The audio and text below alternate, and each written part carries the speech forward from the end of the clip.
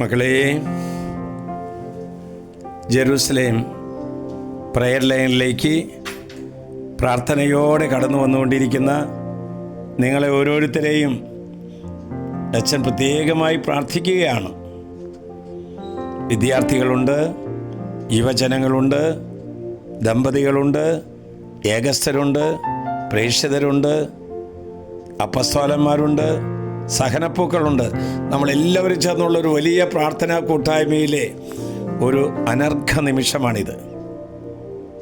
നമ്മുടെ ജീവിതത്തിലെ പ്രശ്നങ്ങൾ, പ്രതിസന്ധികൾ നമ്മെ നശിപ്പിക്കുവാനല്ല, ദൈവത്തിൻ്റെ പരിശുദ്ധിയിൽ നമ്മെ പങ്കുകാരാക്കാൻ വേണ്ടിയിട്ടാണ്. അപ്പം അതുകൊണ്ട് ഇന്ന് കർത്താവ് തരുന്ന വചനം എത്രയോ ആശ്വാസദായകമായ മനോജ്ഞമായ ഒരു വചനമാണ്. സംഖ്യയുടെ പുസ്തകം 6-ാം അധ്യായം 24-ാം വാക്യം. കർത്താവ് നിന്നെ അനുഗ്രഹിക്കുകയും പരിപാലിക്കുകയും ചെയ്യട്ടെ. ഇതൊരു ആശംസയാണ്, ഇതൊരു അനുഗ്രഹ പ്രാർത്ഥനയാണ്, ഇതൊരു അഭിഷേക പ്രാർത്ഥനയാണിത്. ഊണിലും ഉറക്കത്തിലും, യാത്രയിലും വിശ്രമത്തിലും പരിപാലിക്കുന്നവനായ ദൈവം നമ്മുടെ കൂടെയുണ്ട് എന്നുള്ള സത്യം മറക്കരുത്. വേദന ഒരു പരീക്ഷണമാണ്. രോഗങ്ങൾ ഒരു ടെസ്റ്റ് പേപ്പറാണ്.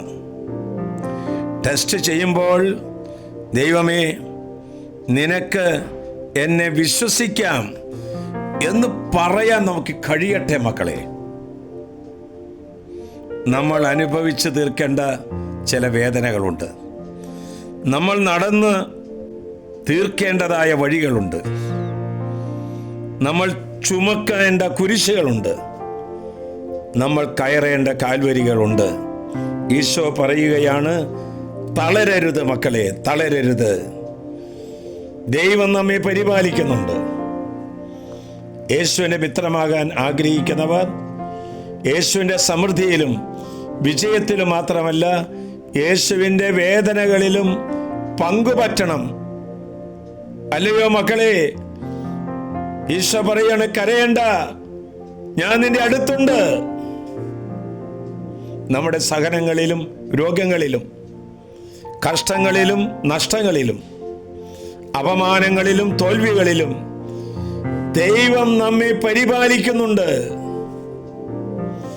സ്വന്തം കൂട്ടിലേക്ക് പോലും വരാൻ കഴിയാത്ത കുരുവികളെ കർത്താവ് പരിപാലിക്കുന്നുവെങ്കിൽ, തൻ്റെ രൂപത്തിലും സാദൃശ്യത്തിലും സൃഷ്ടിക്കപ്പെട്ട നമ്മെ ഓരോരുത്തരെയും എത്രയോ കാര്യമാണ് അവിടുന്ന് കരുതുന്നത്.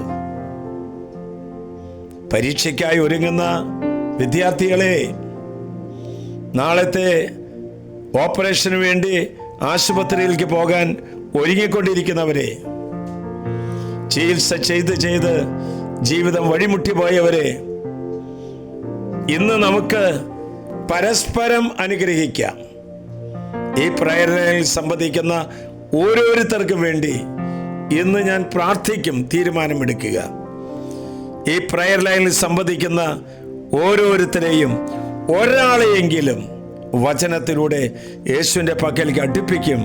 നമുക്ക് തീരുമാനിക്കാം. എല്ലാവർക്കും നന്മ വരട്ടെ, എല്ലാവർക്കും ആശ്വാസമുണ്ടാകട്ടെ, എല്ലാവരും സൗഖ്യം പ്രാപിക്കട്ടെ, അഭിഷേകം കൊണ്ട് നിറയട്ടെ. ആശ്വാസപ്രദമായ രാത്രി, പ്രതീക്ഷാനിർഭരമായ പ്രഭാതം, സൽപ്രവർത്തികൾ നിറഞ്ഞ ദിവസം നൽകി നമ്മെല്ലാവരെയും അനുഗ്രഹിക്കട്ടെ. നമ്മുടെ കർത്താവ് ഈശോ മിശിഹായുടെ കൃപയും പിതാവായ ദൈവത്തിൻ്റെ സ്നേഹവും പരിശുദ്ധാത്മാവിന്റെ സഹവാസവും നാം എല്ലാവരോടും ഇന്ന് ധ്യാനമന്ദിരത്തിൽ വന്ന് പ്രാർത്ഥിച്ചു പോയ സർവ്വ മക്കളുടെ കൂടെ ഉണ്ടായിരിക്കട്ടെ, ഇപ്പോഴും എപ്പോഴും എന്നേക്കും.